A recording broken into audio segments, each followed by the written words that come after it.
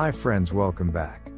In this video, we'll discuss another aspect of technical analysis about triple tops, how it's used to determine potential buy signal and sell signals.